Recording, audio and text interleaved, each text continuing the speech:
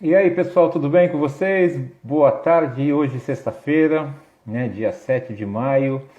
Um papo fora do eixo muito legal com o meu amigo Dudu, Eduardo Silva, um ator maravilhoso, né?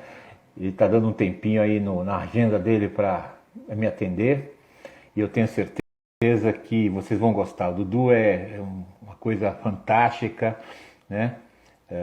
De amigo, de gente boa, e eu tenho certeza que a gente vai ter uma conversa legal aqui.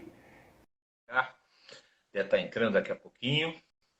Vamos lembrar que nós estamos em meio à pandemia. E aí, Dudu, já está dentro. Vamos ver se a gente convida você, Dudu, para entrar aqui. Vamos lá, Dudu, contar um pouquinho da história dele. Dudu, cadê você?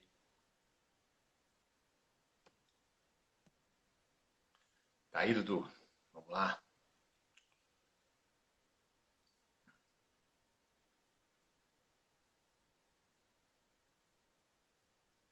Será que a gente entra, Dudu? Eita, cadê você?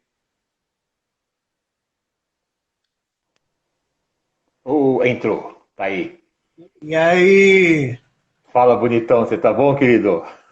tudo melhor agora que eu consegui Chegou a atender o ser seu pedido.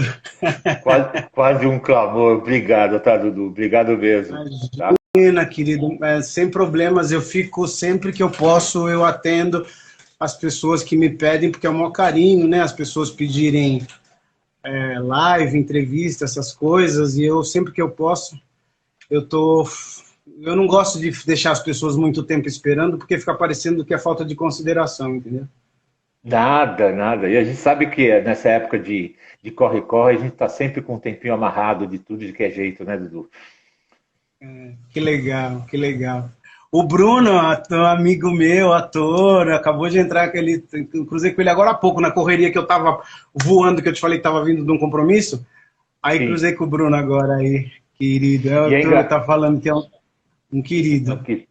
e é engraçado, né, que por exemplo, a memória afetiva que eu tenho em você, desde muito antes de você ter realmente cruzado na vida de muita gente, né? Nós temos, parece que não, mas nós temos quase a mesma idade, né? E eu sou mais velho que você. Mas você está Eu tanto tô, eu tempo tô, na. eu tô com 57. Eu tô com 60.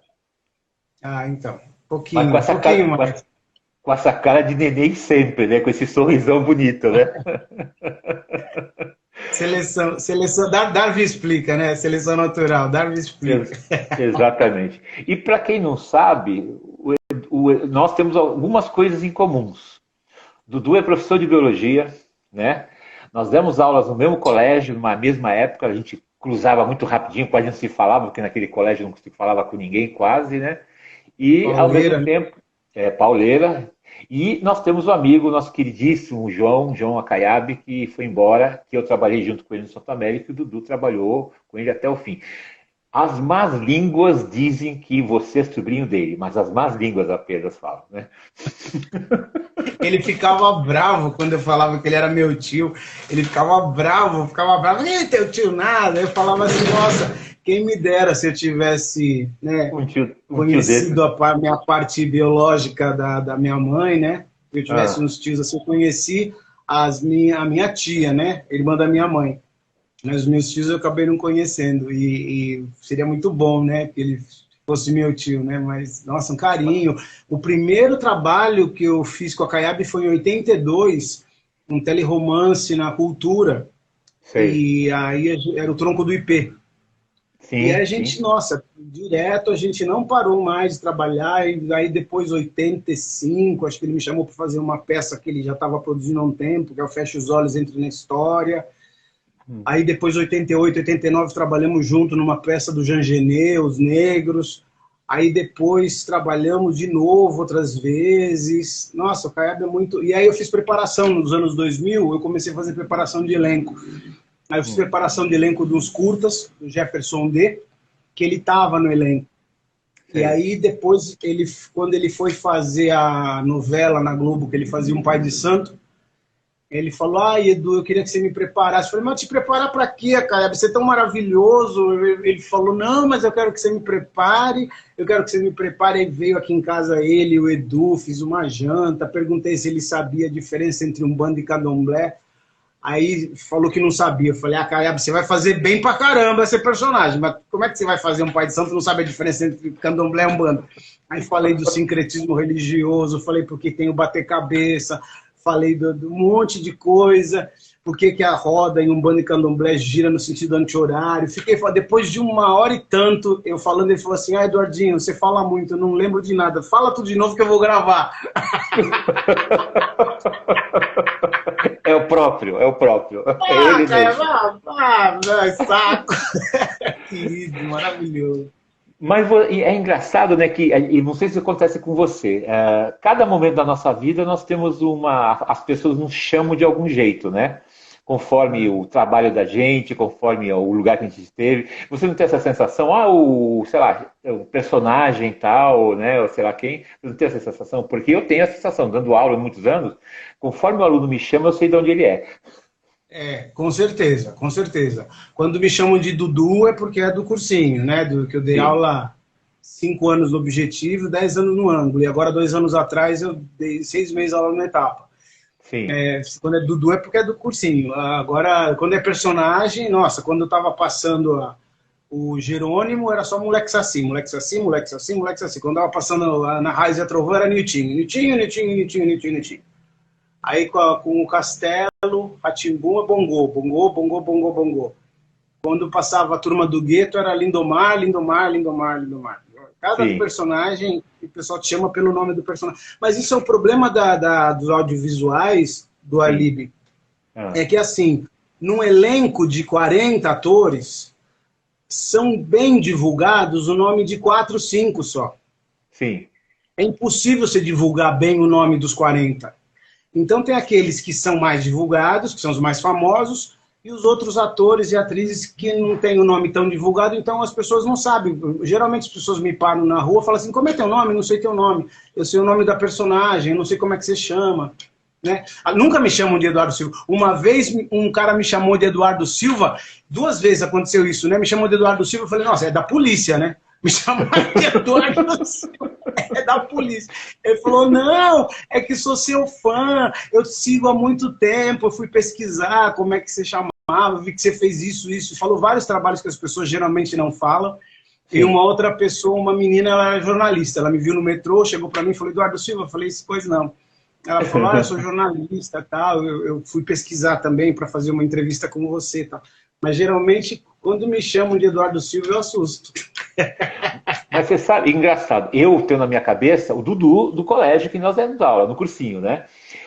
Quando eu falei pro Pedro e minha filha Mariana que eu ia falar com você, falaram, na hora, tem 30 e 29 anos, né? O Bongô, quer dizer, eles curtiam muito, né?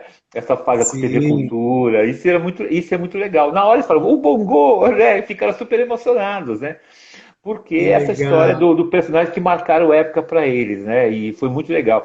E o mais legal, eu vejo assim, a cada ano, a cada época, não sei a cada ano, mas a cada época, a gente vê assim, o Arabi falou muito bem. Eu fiz uma live com ele, você sabe disso, né? E sim, você me mandou. Assim, e o Akaib falou uma coisa muito legal, que ele tinha uma posição, que a cada ano ele percebia que os atores, vamos dizer assim, negros, estavam tomando uma posição melhor.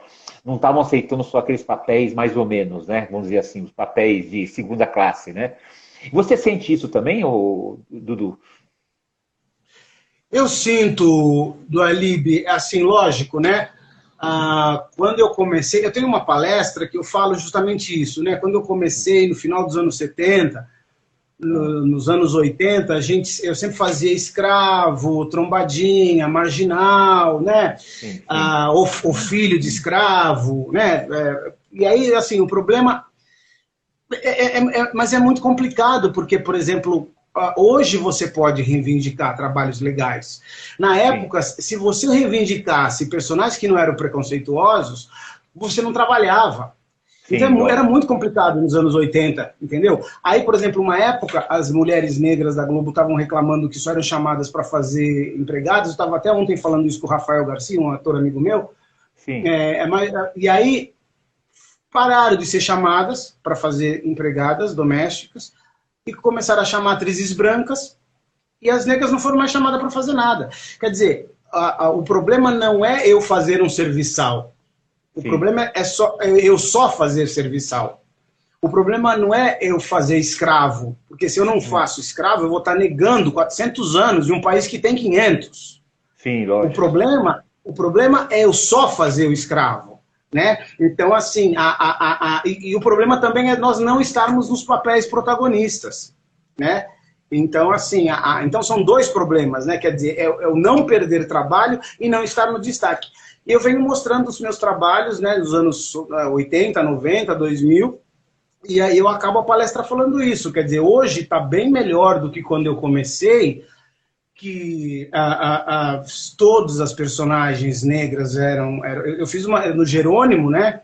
Tinha 4 atores negros. Eu, que fazia o negrinho espivitado da Fazenda, o Aldo Bueno, que fazia o bandido, a Neuza Borges, que fazia a empregada, e o Benê Silva, que fazia o nego velho. Quer dizer, puta, é tudo estereotipado. Sim, né? sim, Agora, hoje, qualquer novela, você vê meia dúzia de atores negros, entendeu? sim. Sem personagens estereotipados. Mas eu acabo a palestra falando assim, se nós somos 54% da população, eu quero estar vivo para, num elenco de 40 personagens, 20 serem negros. Lógico, lógico. Tá bem melhor, mas está indo em passos de tartaruga, né? Mas está bem melhor. Hoje tem vários grupos de teatro negro que não tinha antigamente, tem vários filmes com temáticas negras também, tem séries, né? Já participei de série o ano passado, tem uma plataforma só com personagens negros, A Casa da Avó, quem faz a avó é Margarete Menezes, fiz um último episódio, irmão dela, fiz um filme do Joelzito Araújo, Jefferson D, fazem audiovisuais só com temáticas negras. Jefferson D acabou de fazer agora o M8, que está tendo o maior sucesso na plataforma, porque é um menino negro que faz medicina e ele descobre que ele vê que os cadáveres são todos de negros. E ele começa a pirar com isso, né? Ele é o único negro da sala. Então, os filmes que eu fiz preparação com a Tayab, que eu te falei agora há pouco, no começo dos anos 2000, foram os primeiros curtas do Jefferson D. Então, a gente está conquistando espaços. Mas,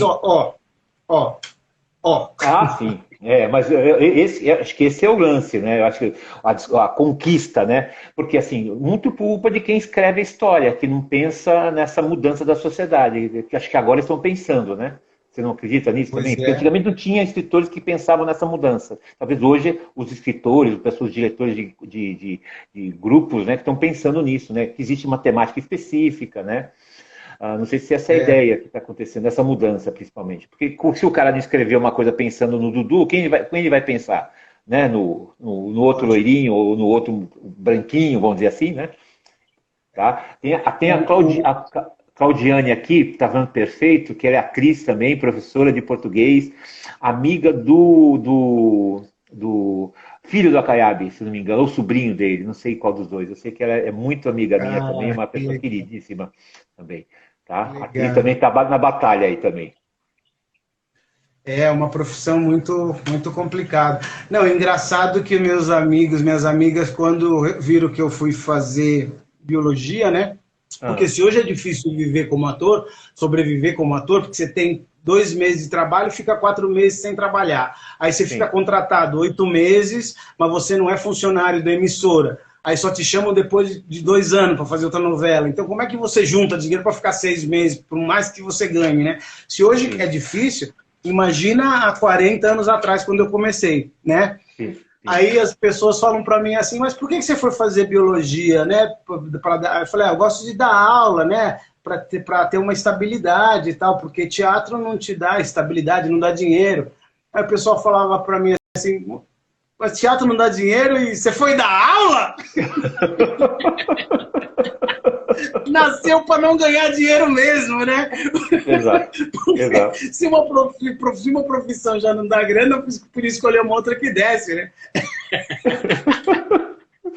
Aí apesar que cursinho paga bem melhor do que os colégios, do que colégio estadual, colégio municipal, né? Do que muitos colégios particulares, o cursinho paga bem, bem acima, né? Sim. Mas, de qualquer forma, é muito louco. Idealista total, né? O cara é ator e professor, né? Quer dizer, minha função nesse planeta é estar trabalhando com conscientização, com formação mesmo, né? Essa é a minha função. E o mais engraçado, né, Dudu, que você é um cara da artes, da cultura e ao mesmo tempo da educação e da biologia. E a gente vê o que faz falta a biologia e a cultura nesse período agora, né? As pessoas não sabem nada sobre biologia, sobre vírus, e nada sobre a importância da cultura para a população dar uma melhorada aqui na cabeça, né? Que é um problema gravíssimo, né? Mas é uma coisa, do Alib, que vem há muitos e muitos anos mesmo, né? Que deu uma melhorada, por mais que sejam críticos, né?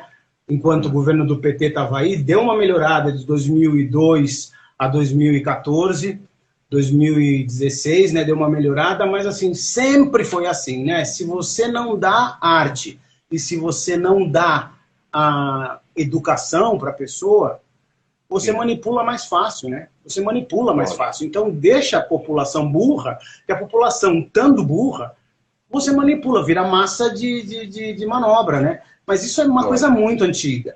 E na verdade, os céus que começaram com o governo, com a prefeitura da Marta, que depois o Kassab tentou fazer, depois para frente não ficaram tão bons, os céus começou a fazer isso. Tinha as aulas em horários regulares, e fora do horário de aula, porque as mães tinham que trabalhar o dia inteiro. Os alunos saíam da escola, ficavam o dia inteiro na rua.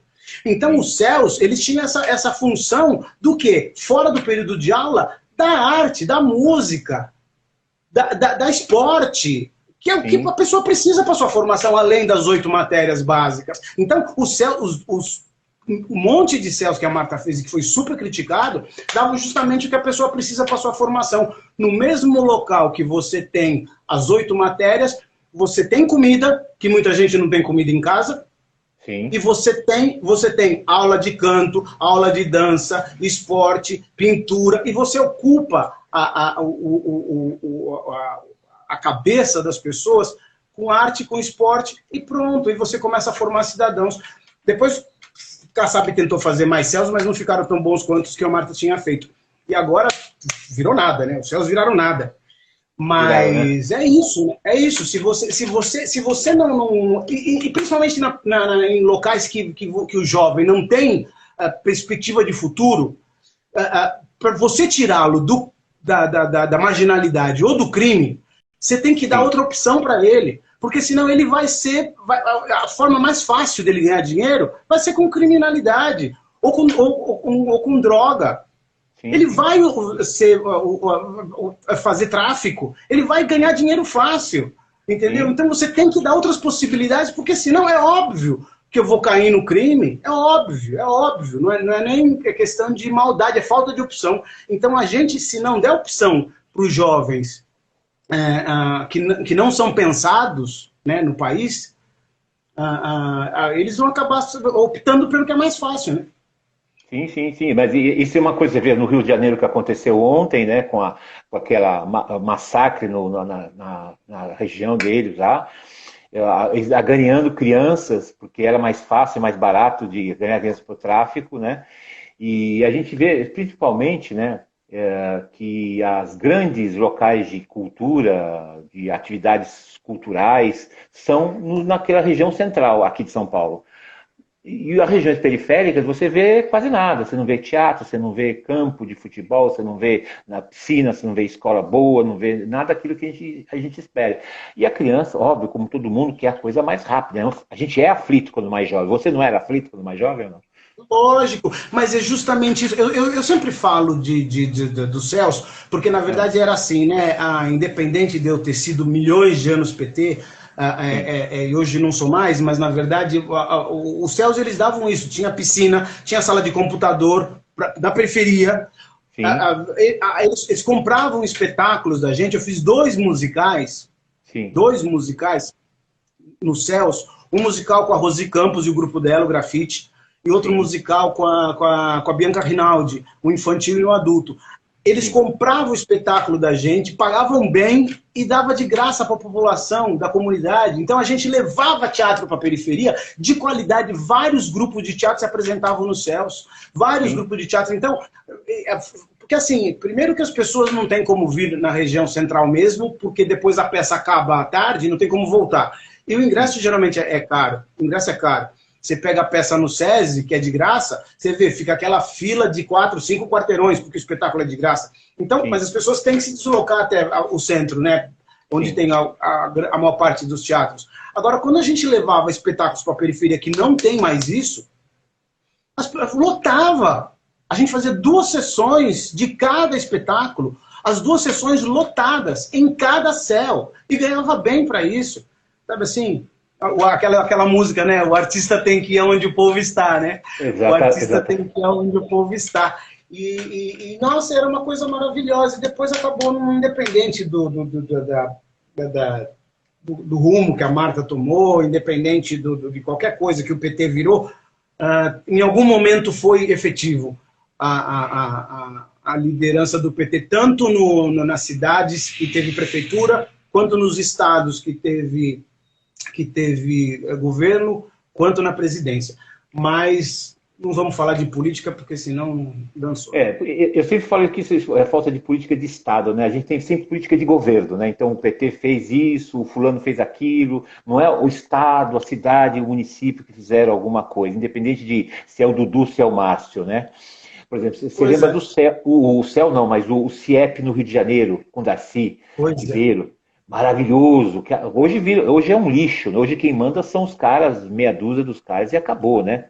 O Brizola tinha feito um trabalho social lá muito bom. O Brizola fez uma coisa muito boa lá no Rio, né? E também não teve continuidade. É isso, se a pessoa tem uma vontade política, né? A coisa anda, independente do partido. Independente do partido. Mas aquela coisa... Política. E é o lance, né, que ele tem a prefeitura e o Estado na mão, né? Ele tem todas as verbas que ele pode planejar na cabeça. Não é a gente que tem os troquinhos no bolso para pagar a conta da luz, né? É o cara que tem o orçamento todo na mão. É triste isso, né? Quem é mais novo não lembra do Darcy Ribeiro nem do Brizola. Infelizmente, né? Eles fizeram no Rio de Janeiro, e eles falavam, se isso aqui não funcionar, daqui 20 anos vai voltar um problema, vai voltar o caos. E continua o caos, né? Infelizmente. É verdade. Aí o amigo meu, Emerson Grotti, está falando que o céu era sensacional. Emerson Grotti é um super ator maravilhoso. Ele fez filosofia, é um ator de cinema, teatro, televisão, um amigão. Pena que ele não está mais em São Paulo, que a gente sempre se encontrava, a gente sempre se via. E gosto muito do Grotti. Obrigado por estar assistindo, Grotti, querido. Maravilhoso. Legal. Você lembra quando você começou a trabalhar ou não? Você lembra quando você realmente falou, eu quero ser ator, eu quero essa porra. Você quer ser essa porra aqui de ator que é coisa diferente que eu gosto ou não? Você lembra disso ou não? Não, na verdade, eu fui adotado, né? Minha mãe foi trabalhar na casa de uma senhora, minha mãe Vilma, minha mãe biológica, foi trabalhar na casa de uma senhora. Na época, as patroas não queriam empregadas com criança. Mas aí minha avó me viu, gostou de mim e resolveu aceitar minha mãe. Minha mãe era migrante, veio de Minas para São Paulo com 17 anos. Tinha o primeiro filho, né? Então imagina, uma menina negra, imigrante, que com 16 anos engravidou, com 17 anos. E ela trabalhou na casa da minha madrinha um tempo e ela foi ter a vida dela, né? E a minha madrinha me adotou. E aí, minha madrinha, ela era tipo uma matrona italiana, assim, tipo, cabelo grisalho e tal, e sempre me vestia de branco e tal. Aí o pessoal me viu na rua uma vez, o pessoal do Moacir Franco, com 6 anos de idade, me viram, e aí pediram para minha madrinha para trabalhar no programa do Moacir Franco. Aí eu fui, isso foi em 1970. A gente fez alguns programas, eu tinha várias crianças, né? E aí depois, porque o juizado de menores acabou não deixando que o programa continuasse, mas eu sempre tinha destaque, assim, eu sempre cantando, o Moacir Franco me entrevistando. Aliás, depois, durante minha carreira, depois que eu comecei a trabalhar mesmo, o Moacir me chamou várias outras vezes, ele sempre me ajudou muito, assim, o Moacir Franco. Sim. E aí, em 1970, tinha um programa que chamava Roquete Pinto. Opa! E aí o Brasil ganhou a Copa no México.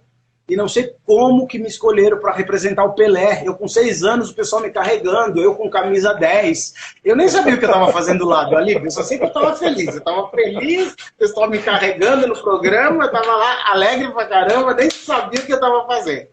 Sim. Aí ficou aquela vontade, né, de querer na escola, sempre fazia peças de teatro, declamava, tal, e ficou aquela vontade, e comecei a falar na cabeça da minha madrinha que eu queria ser artista, Sim. Nem falava ator naquela época, queria ser artista.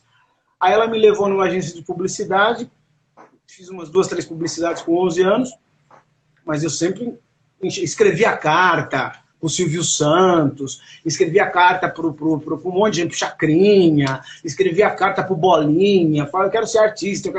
Não, imagina. Aí, eis que um dia, sempre tem um dia, né? Minha madrinha falou para eu ir na feira, geralmente eu ia na feira com ela, né? Fefezinha Rezende, querida do colégio, querida Fê, maravilhosa.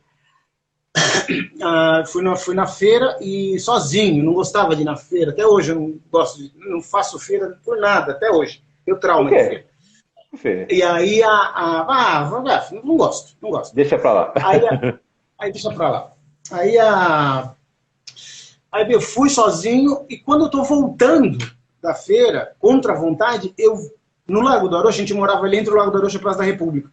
Sei. Né? Entre a Vieira de Carvalho e a Rua do Arocho. Eu vi um cara que estava ganhando há muitas semanas de mais bonito no Silvio Santos.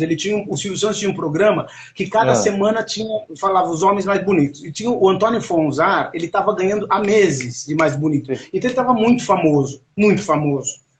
Eu fui falar com ele. Eu cheguei do lado do carro dele com as 2 cestas de feira. Falei, oi, tudo bem? Ele falou tudo. Eu falei, com 6 anos eu fiz programa no Moacir Franco, com 11 anos eu fiz publicidade, eu quero ser artista, você me ajuda? E aí eu devo a minha carreira ao Antônio Fonzar, porque imagina você ver um menino negro, sim, não com uma roupinha normalzinha, com 2 sacolas de feira, chegar do lado do teu carro e pedir para ser ator. E você tinha quantos anos? E ele que ligou na minha casa... Hã? Você tinha quantos anos? 14. 14, tá. 14, Aí ele virou para mim e falou assim, você tem mãe? Falei, tenho. Ele me deu o cartão dele, cheguei em casa enlouquecido, falei para minha madrinha ligar para ele. Ele deu o endereço de um lugar que estavam precisando para fazer um filme. Aí começaram a enrolar minha madrinha, liga semana que vem, nesse lugar que precisava fazer um filme. Liga semana que vem. Eu já estava desanimado. Aí o Antônio Fonzar, do Alib, liga na minha casa, dizendo que na TVS, não tinha TVS, SBT em São Paulo ainda, em 78, a TVS tinha no Rio e tinha alguns estados no Brasil, estava precisando de um menino negro para fazer uma novela. Aí eu fui, fiz teste, passei nessa novela chamada Solar Paraíso. Tinha muitas crianças, tinha umas 8 crianças na novela, era uma novela bem interessante. Era um casarão que estavam querendo fazer política imobiliária, queriam derrubar o casarão da matriarca para construir prédios, entende? Sim. Aí tinha no porão da casa, tinha o clube do Bolinho e o clube da Luluzinho, os meninos e as meninas, que só se juntavam quando os corretores chegavam para tentar convencer a senhora. Quem fazia a avó era a Maria Aparecida Baster, quem fazia a minha mãe era a Chica Lopes. No time das crianças estava a Najara Tureta, estava o Matheus Carriere. Nossa, era uma coisa assim, e tinha muita gente, assim, era muito legal. Foi aí que eu entrei em contato com o elenco, aí que eu entrei em contato com direção, com produção, aí começaram a me indicar para outros trabalhos e eu não parei mais. Aí, em 79, eu fiz uma novela na Tupi, que era o Drácula, aí a Tupi faliu. Sim. Aí essa novela foi para Bandeirantes como um homem muito especial, aí tiraram minha personagem, eu fiquei super chateado. Mas aí montaram, a Bandeirantes tinha umas novelas nos anos 80, depois ficou só com o esporte. Sim, aí sim. fizeram meu Pé de Laranja Lima, e eu fiz nossa, foi uma super aula para mim, porque eu era sobrinho da Neuza Borges, dirigia a charrete da Regina Braga e era coroinha do Elias Glazer. Olha o time que eu contracenava. Nossa, só craque, né? Minha segunda novela foi essa, entendeu? Isso em 80. E aí a gente estava ainda vendo os contratos da Tupi, que tinha falido um ano antes, em 79. E a gente estava indo no sindicato. E aí estava indo no sindicato, reuniões do sindicato, porque o Silvio estava para comprar a dívida da Tupi, para ver se montava aqui em São Paulo e tal, e se ele não se ia pagar todo mundo, que a Tupi ficou muito tempo sem pagar ninguém. Aí eu vi lá no sindicato, lá precisa de atores para fazer uma peça de teatro. Eu nunca tinha feito teatro. O pessoal falava, teatro é que ensina, televisão não é tão maravilhoso que nem teatro. Eu falei, deixa eu ir lá, ver o que é isso. Fui, fiz o teste, passei, era um musical infantil. Ganhei prêmio de ator revelação, Mambembe. Putz. Ganhei prêmio Mambembe de ator revelação. E aí, minha cara aí aumentou muito, né? Não sei como fazer aqui agora, peraí. Um pouquinho para trás. Não, é que caiu aqui o... Não, tá bom, tá bom. Caiu o celular aqui, eu não sei o que aconteceu aqui. O celular caiu, eu desmontei o totem aqui. Espera um pouquinho, deixa eu ver como é que eu acerto aqui para voltar. Sem problema. Essas coisas ao vivo são assim mesmo, né?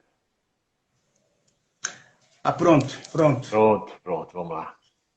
Então, aí eu fiz essa peça, ganhei prêmio de ator revelação, aí não parei mais, aí isso foi em 1980, 81, 82 fazendo novela, aí em 82 fiz aquele teleromance com o Acaiabe, que eu te falei.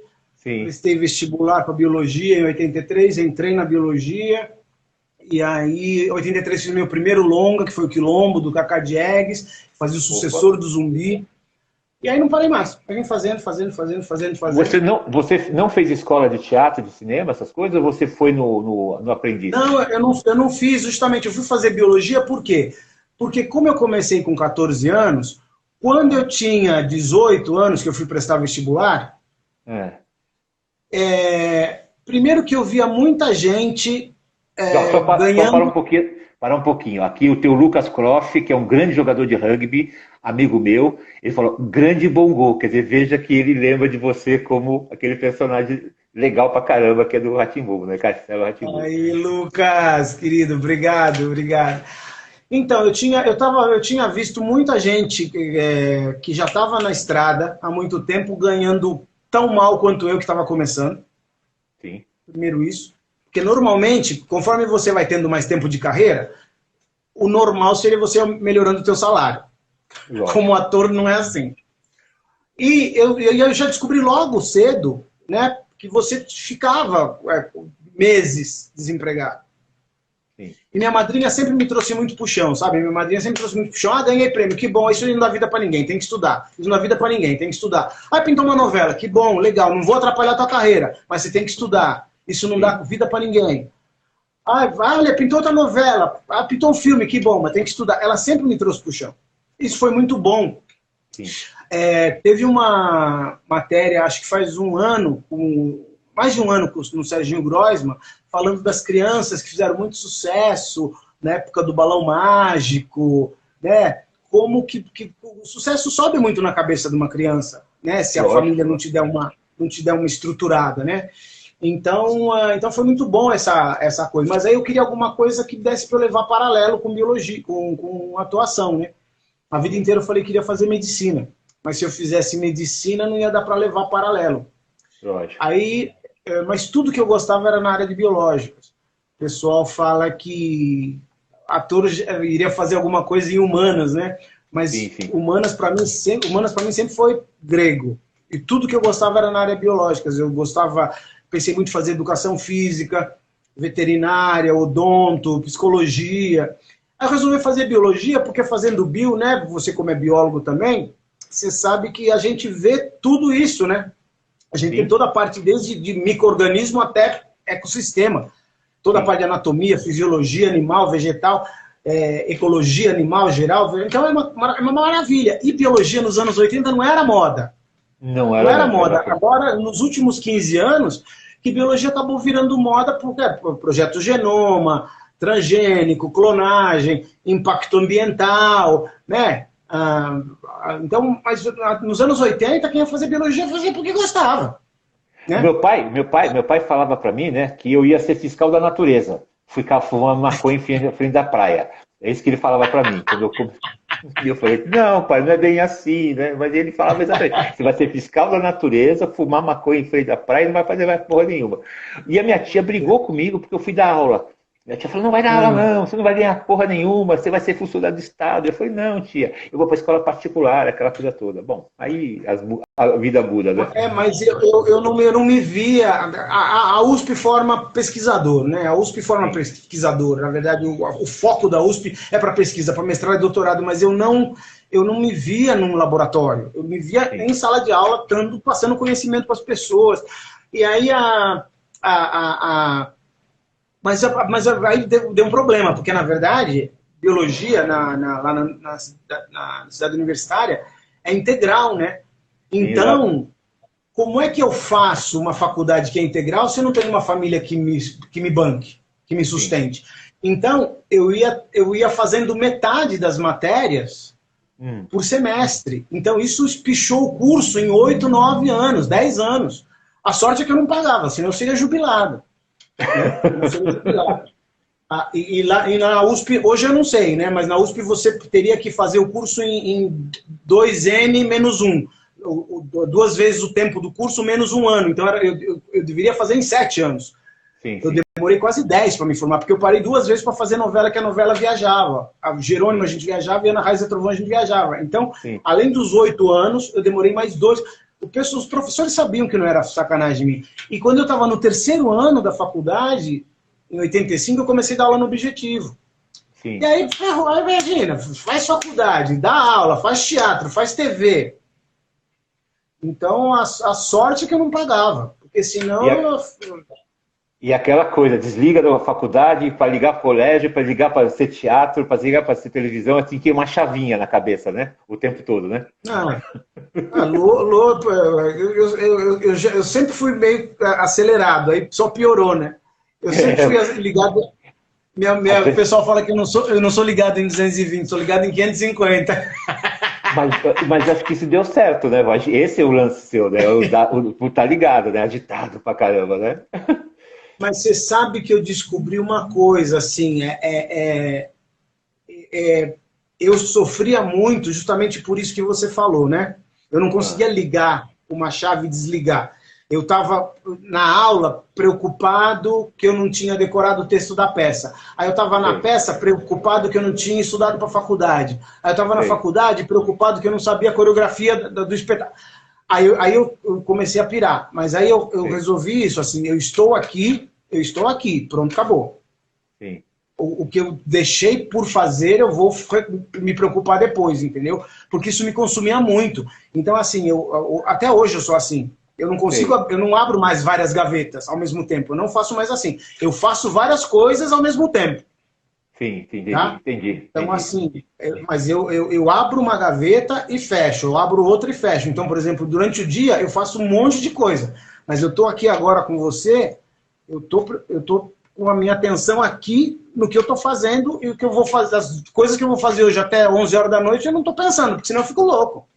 Lógico, lógico, sem dúvida. E essa pandemia te afastou de muita gente ou você está conseguindo manter esse contato até porque existe essa tecnologia maravilhosa que é Não, visualmente? trabalho virtual, né? Trabalho virtual, ensaio de projeto, fiz preparação de elencos, preparação de uma série, um piloto, de um outro, fiz preparação de um longa falando sobre relação abusiva, violência doméstica, que é um assunto que Sim. tem que ser tratado, né, muito. Hum, Estava ensaiando o projeto com a CAIAB, hum, fiz leituras, 18 textos do Nelson Rodrigues, o Marco Antônio Braz me chamou para ler 9 textos. Em casa eu fiz muita coisa, mas no primeiro semestre que não pintou trabalho nenhum para mim, eu sempre falo nas entrevistas, o que segurou minha cabeça foi hum. manter meu eixo espiritual, manter minha terapia, manter minhas reuniões de autoajuda, meditação e fazer coisa, ocupar a cabeça.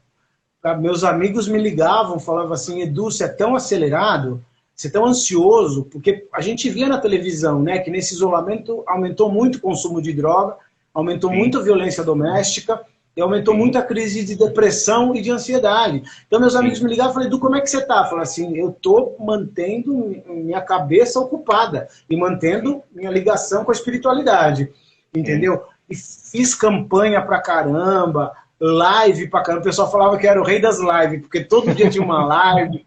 E fiz do Alibi campanha, gravação para catador de rua, marmita solidária, que o chefe de cozinha Renato Frugoli fez, a campanha para asilo de Caçapava, profissionais do sexo LGBT, fiz um monte de coisa, live lá, cuidei da casa que estava uma bagunça.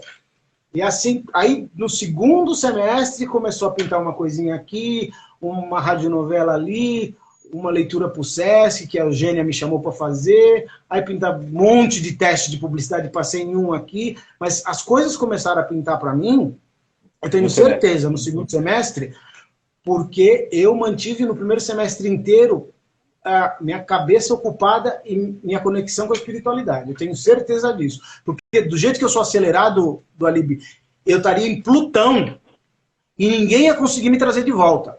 Eu Ninguém. sei, imagino. Não ia ter reza brava que me fizesse voltar. Imagino, imagino. Eu ia sair da estratosfera. Eu ia sair da estratosfera.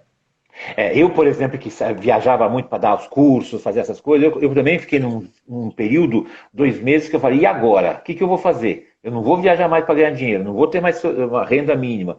Eu falei, a primeira coisa, eu preciso fazer contato com as pessoas. Uma delas foi cair nessa história da live toda semana, pelo menos uma, né? É o tal do papo fora do eixo, onde você não tem muito, né? Não tem roteiro, não tema, a gente vai conversando e vamos batendo papo. Isso aí eu comecei a ter ideias de trabalho, gravar aula de biologia para pôr no YouTube, né, preparar material que estava me oferecendo para escrever, né, uma série de coisas. Eu fiz coisas de biologia que eu não fazia faz tempo, que era coisa de licenciamento ambiental, que eu fazia, mas não fazia, sabe? Você não tem tempo para fazer tudo. Isso daí é uma coisa que me assustou. Você viajava dando palestra aonde? Sobre o quê? Eu dou aula num curso de pós-graduação chamado Vigilância Sanitária em Alimentos, na parte ambiental, que é justamente falar sobre os problemas ambientais do campo à mesa.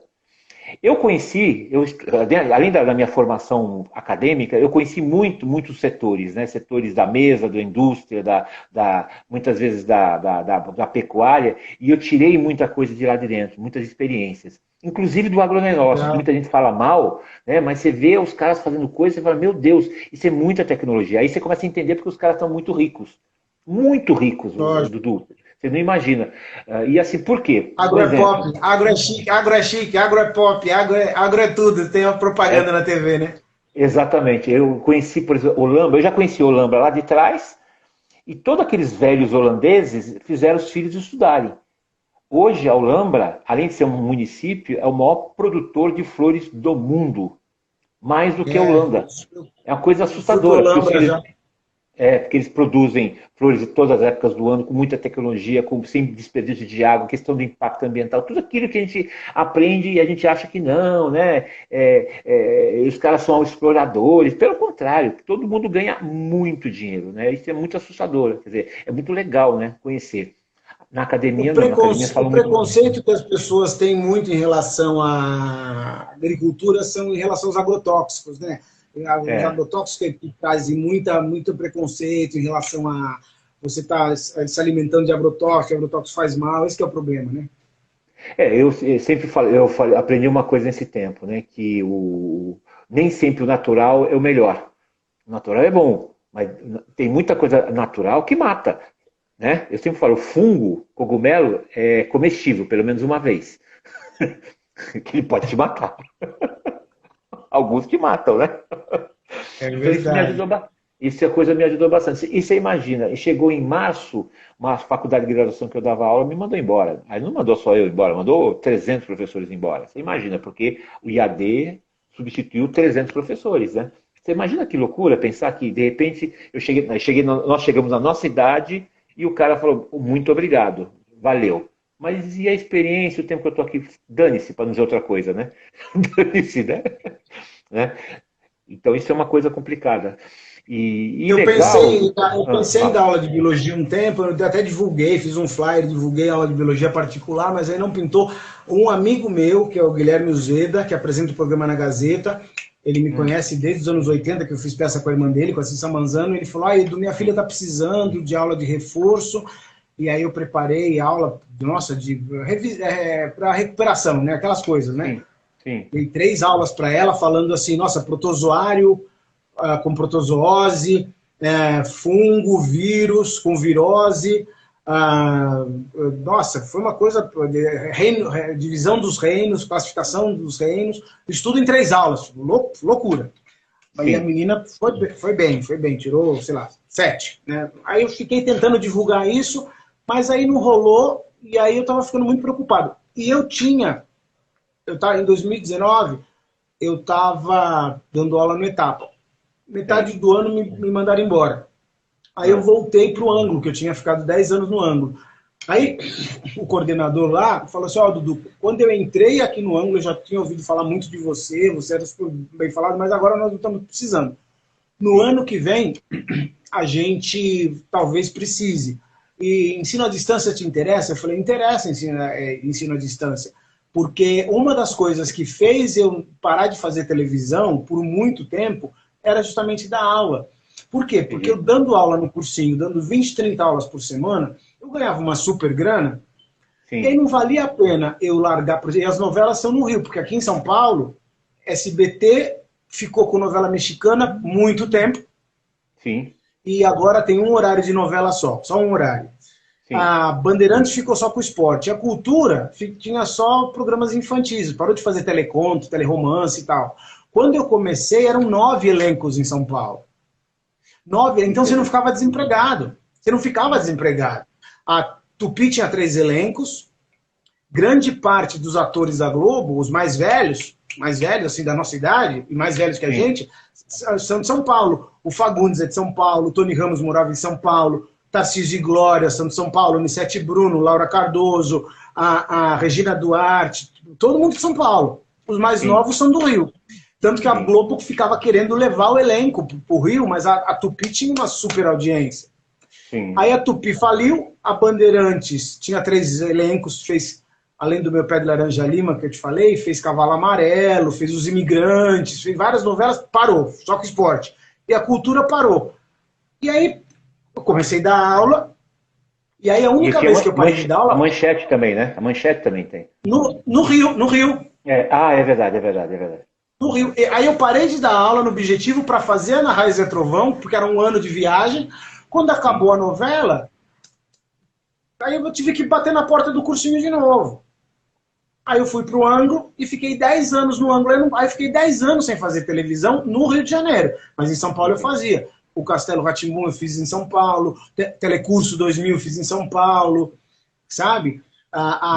Em São Paulo eu fazia, mas quando era novela no Rio, na Globo, não valia a pena largar um cursinho, que eu estava ganhando bem, para ficar 8 meses no Rio e acabar o contrato e eu estar desempregado. Né? Aí eu voltei, então dar aula à distância, para mim seria um bom negócio, porque eu teria um fixo sem ter que cumprir o dia, né, de aula lá. Porque você sabe disso, né, Dualib? Você dá aula no Objetivo. A aula é do Dualib. Se o Dualib não tiver, os alunos não vão assistir aula, entendeu? Fala assim, não, 2 meses o Dualib não vai dar aula o Zezinho. Fala assim, eu vou saber, eu quero ter essa aula do Dualib, entendeu? Então a Dudu tá dando aula. O Dudu vai ficar 8 meses sem... Dudu, esse é o grande lance hoje. Se você puder fazer isso com a experiência que você tem de apresentação e juntando com algumas coisas mais, grava aula para o YouTube.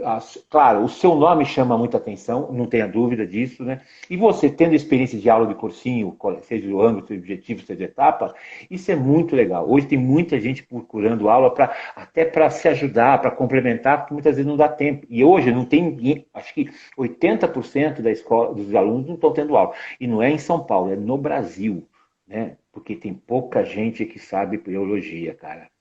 me ensinar O ideal, biologia. o que eu gosto mais é de aula particular mesmo, assim, porque assim, eu não tenho material para gravar aula, deixar o celular, eu não tenho como fazer edição, fazer animação, e ficar uma hora o celular parado, se 40, 50 minutos eu falando, fica muito chato, entendeu? Agora, aula particular, dá para Sei. você ir percebendo a dúvida do aluno, vai tirando dúvida, vai indo por um caminho ou por outro, aí eu faço um PowerPoint em função daquela aula, vou Sim. explicando. O ideal seria aula particular. Mas assim, ficar gravando aula, eu até pensei em fazer isso, mas eu não. Agora eu estou fazendo um monte de coisa como ator, e se voltar a aula presencial, se voltar, quem sabe eu volte a dar aula presencial, mas não sei. Não Segundo vou. semestre, quem sabe, né? Segundo semestre, quem Quem sabe. sabe, tá difícil, né? Tá difícil. As pessoas dizem que estão querendo investir mesmo nessa coisa que chamam de. E EAD já estava muitas faculdades dando aula só ensino à distância. Mas Sim. do Alib não tem como a aula presencial, cara, não tem. Não tem como aula Não. professor lá, nada substitui a aula presencial, nada substitui. Nada É, substitui. aquela a coisa do olho no olho, do pegar, de falar, de apontar, né, se Tirar relacionar. dúvida, tirar Você sabe, dúvida, sabe? você sabe uma Muito coisa que é complicado. interessante? Quando começou em 2000, quando veio o Orkut, quem não lembra do Orkut, né? Orkut.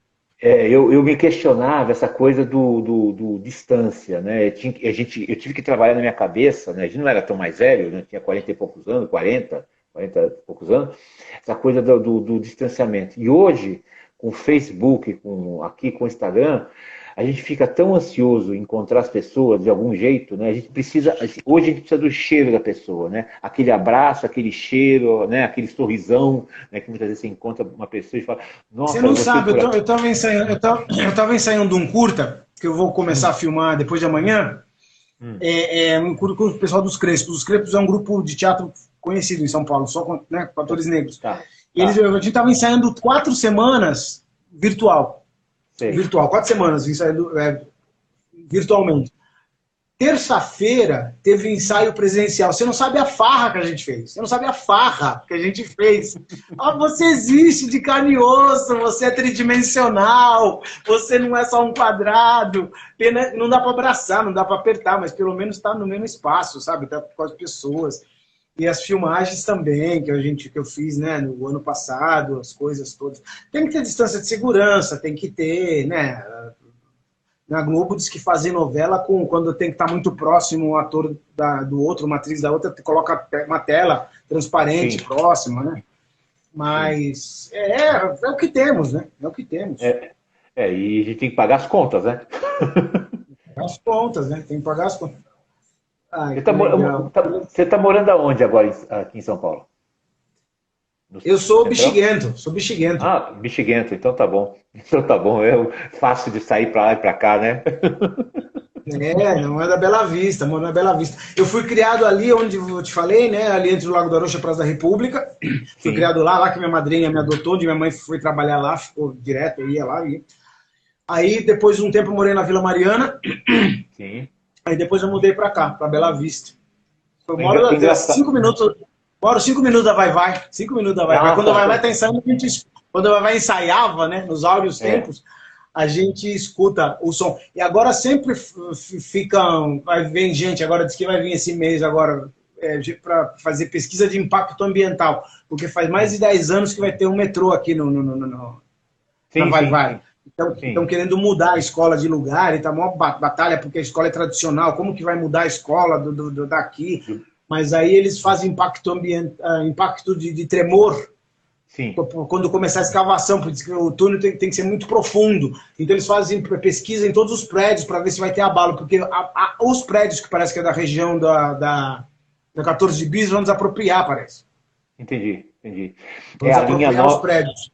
É a linha nova que vem da Vila Nova Cachoeirinha, passa pela PUC, chega até não sei aonde, São Joaquim, se eu não me engano. Isso, É uma isso, isso. linha laranja, qualquer coisa parecida. Eu moro do É. lado do Hospital São Paulo, né, hoje. Eu morei muitos anos aqui, depois fui para outro lugar e voltei para cá. Tem uma leve queda, alguns dos meus armários mudam e caem, abrem sozinho. Nos primeiros dias a gente olhava um para o outro e falava, nossa senhora, isso deve ser um fantasma do apartamento. Aí os caras falaram que não, que tem uma leve diferença, não que vai acontecer alguma coisa, mas que tem uma diferença, e pela vibração leve que existe no Metrô? subsolo, no metrô. Leve. Meu Veja só. Deus! Então a gente tem que adaptar uma Aqui eles série de falam que, motos. aqui eles falam que tem, que vai já, mas já vieram, aí essa obra não anda, né? Porque é muita grana, né? Que deve ser. Sim. A obra não anda e vai valorizar muito o lugar aqui, se tiver metrô aqui na 14 bis, né? Lógico. Mas a obra não anda, não anda, não anda, não anda, não anda, não anda. A obra não anda. Mas enquanto não anda a obra, foi bom aqui que eu tô aqui, quando eu comprei aqui foi metade dos anos 90, né? Senão que agora estaria muito mais caro, né? Nesses 25 anos que eu estou morando aqui, deu uma supervalorizada aqui na região. Deu uma valorizada bem grande. Eu vejo muito prédio sendo construído, muita coisa antiga sendo desmontada, né? Eu acho que é aí que tem o teatro, um teatro antigo que estavam tentando se tornar Maria de la Costa. Maria de la Costa. Isso. Aqui atrás. Maria de la Costa é aqui atrás. Que tem uma luta, né, para se tentar conseguir para a prefeitura manter um patrimônio, né? Isso tudo é muito legal para a região, né? Aliás, olha que legal. Aqui no teatro, essa semana, estavam fazendo doação a uma sociedade civil, não sei de onde que foi, que estavam com mais de 300 cestas básicas para a classe artística. Aqui no Maria de la Costa, que era assim, durante a semana para ligar e vir passar aqui para pegar. E aí, esse mês eu não peguei, mas eu fiquei o ano inteiro com cesta básica, recebendo cesta básica. Um mês foi de uma ex-aluna minha, outro mês um amigo meu, o diácono da igreja trouxe, uma vez da Marlene Collet, 6 vezes foi de lá do centro kardecista que eu trabalho, que eu estudo, outras vezes foi de uma moça que traz as cestas, eu fiquei o ano inteiro com cesta básica, agora esse mês, graças a Deus, não estou precisando, graças a Deus. E tem também, sabe, o Bom Prato, né, do governo do estado, que é muito barato, hein? Você pode coletar, né, marmitas, café da manhã, almoço e jantar, a R$ 1, né? Isso é importante. É um valor bem eu já significativo. sei que muita gente tem um colega meu que diz que ele tem cesta básica, mas ele diz que é mais barato ele comer no Bom Prato. Sim. Do que ficar fazendo comida, né? O gás que gasta, o tempo que gasta, né? Exatamente. Na cesta básica não vem mistura, né? A comida do Bom Prato é equilibrada. Tem carboidrato, proteína, verdura, legume, né? Uma fruta, um doce. Fruta, exatamente. É louco pensar, né, que no Brasil, que deu uma desenvolvida, bem ou mal, deu uma desenvolvida, agora voltamos toda a estaca zero de novo, né? Por tudo, né? Eu sempre falo assim, não existe o culpado, a sociedade brasileira é culpada, né? É triste isso, né? Que a gente deixou as coisas acontecerem, roubarem, não deixarem roubarem, fazer essa zona que está acontecendo, aí vem a pandemia que as pessoas adoecem, né? Aí é triste, né? Já perdeu alguém muito próximo além do Acaiabe? O Gésio Amadeu, querido. De próximos, assim, sem ser pela Covid, no ano passado, sem ser pela Covid, que eu trabalhei com o Yakov Hillel, que ele era diretor do municipal, querido, não era próximo, mas era muito querido, já trabalhei com ele. A Maria Alice Vergueiro, o Yakov morreu de um câncer. A Maria Alice Vergueiro, que eu trabalhei com ela, várias peças do Cacá Rossetti, várias peças, super querida, ela estava com uma doença degenerativa. O Del Rangel, que me dirigiu numa novela no SBT, no Éramos 6, ele teve um ataque fulminante. Fulminante. E teve mais umas outras 2 pessoas que morreram, mas não foram de Covid. Esse ano de Covid teve o Gésio, o Acaiabe, queridíssimos, bem próximos mesmo, de frequentarem minha casa, eu ir na casa deles e tal. E o Edson Montenegro, que eu fiz alguns trabalhos com o Edson Montenegro, fizemos filmes, séries juntos, Turma do Gueto e tal. E agora fiquei sabendo que essa semana morreu a Penha Pietras, que era uma colega também, que tinha um grupo de alunos, garotos, 16 garotos da 13 de maio, que teve um trabalho importante com garotos aqui do Bexiga, também uma negra, morreu há pouco tempo.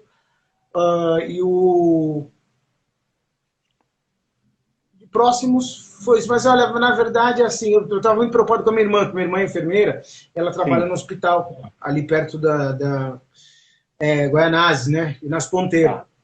Tá, tá. E eu ficava muito preocupado com ela, mas tá tudo bem, graças a Deus. Ela tomou E, vacina? na verdade, a massa que está morrendo, né, do Alib, não são pessoas que nós conhecemos, né? Sim, lógico. As Lógico. 1.500, 2.000 pessoas que morrem são as pessoas que pegam 3, 4 horas de ônibus, trem e metrô para trabalhar, para ir, 2, 3 horas de ônibus, trem e metrô para voltar, lotado, chega em casa e dorme num quadrado, num metro quadrado com mais 4, 5, 6, 7, 8 pessoas.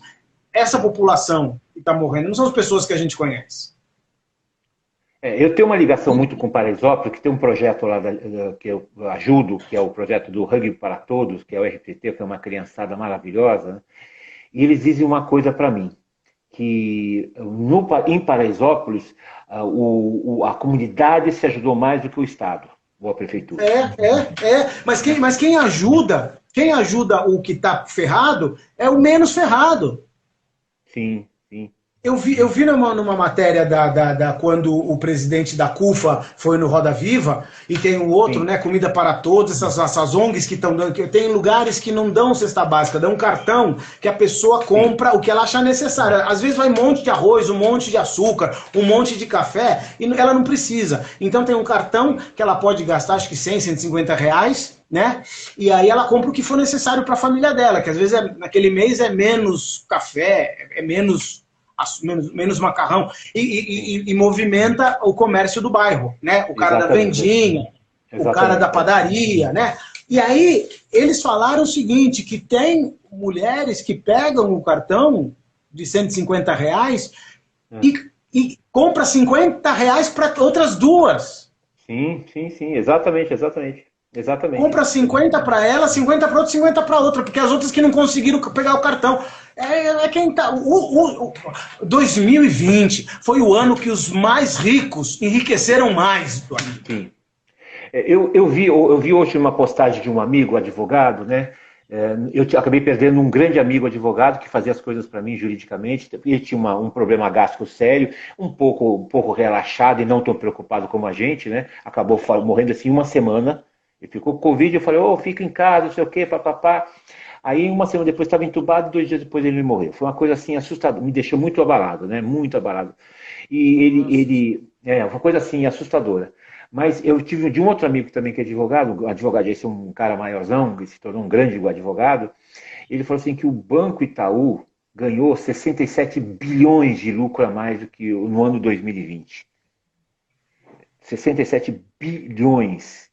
É uma coisa que, fora da nossa realidade. Eu fico imaginando em 10 mil reais, 20 mil reais, os caras ganharam 67 de lucro. É uma coisa muito, muito absurda. Então os ricos ficaram mais ricos ainda. É um absurdo porque, na verdade, os grandes empresários não estão quebrando como os pequenos e médios empresários. Sim. Não é? Porque, na verdade, os pequenos...